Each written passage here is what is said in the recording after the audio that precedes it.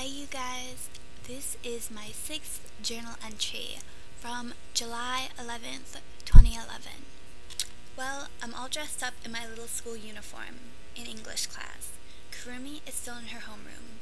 Every time I walk into a room, people freak out. It's so cute, but it's so embarrassing. We're pretty high up on a mountain, so the clouds are right next to us. I love Kurumi's homeroom class. They were all asking if I had a boyfriend, and when I said I did, the girls were all like, ooh, and the guys were all like, mmm. When I came into this class, they all asked me what my nickname was. I told them that it was Bunny, so now they all call me Bunny. It's almost confusing.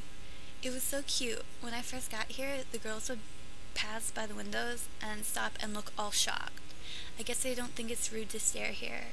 I mean, I walked off the train and these girls threw open the curtain and pressed their faces up against the glass. Way to be obvious. I mean, if a cute Asian guy or someone was in my town, I'd sneak sneaky little peeks, not stare at him with big eyes.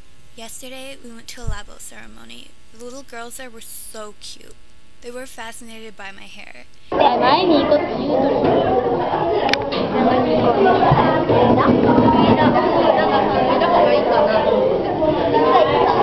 They kept playing with it and braiding it. One little girl started pulling the hairs out of my brush and shouting, "Kinpatsu, kinpatsu! Blonde, blonde!" It was so funny and cute. They kept drawing pictures of me and giving me candy or crackers. One little girl gave me a piece of mint that she grew in her own little garden. They did a skit. It was in English, so it was funny to listen to. It was about a woman from an Indian buffalo tribe and a man from another tribe who falls in love with her. The buffalo don't like him, and they try to kill him, but in the end, he becomes a buffalo. My grandfather is chief of the Buffalo Nation. Do not show him, or he'll surely kill you. It was really cute. I love her labo group. They're throwing me a welcome party on Thursday, and we're going to have yakisoba. I can't wait. They're all so sweet. Oh, so last night I tried sushi for the first time. It's not the typical sushi you would think of that's all circular and wrapped in seaweed. It was rectangular with no seaweed around it. I tried shrimp sushi and it was really good. Then I tried raw salmon and I almost threw up.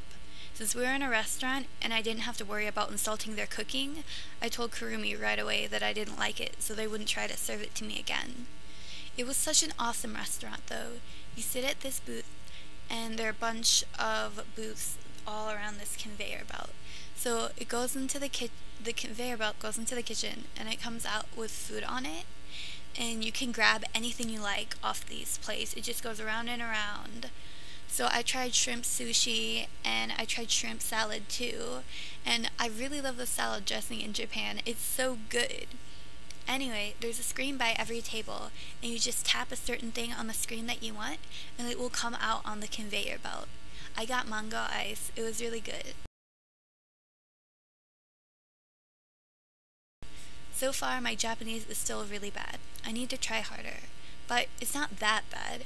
I mean, you would think it would be frustrating to go out with my host sister and her friends, and they're talking non-stop, and I can't understand. But it just seems normal to me. Sometimes I listen, sometimes I don't.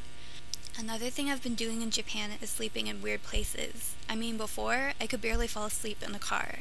Here, I fall asleep on the plane with my head on my food tray, on the train, sitting and standing, and curled up on a bench during play practice while some kids are stomping around pretending to be buffaloes. Now it's 8:45 and Kurumi is leaving for cram school. I'm staying here so I can sleep. I'm not really jet lagged, but they go to bed at midnight and wake up at 6, so that's only 6 hours of sleep. I sleep really well though. We're busy every day, so by bedtime I'm worn out. Well, I really like it here, and as long as I have my Japanese-English dictionary with me, I'll be okay. I adjusted to life in Japan really fast. I wasn't culture shocked by anything except for those freaky spiders, and their shopping carts are incredibly small. I guess they only shop for groceries one day at a time or something. But other than that, I adjusted to everything, and there were only like 2 occasions where I actually was like, oh gosh, this is so frustrating. Why can't I know what they're saying? But I just got used to it.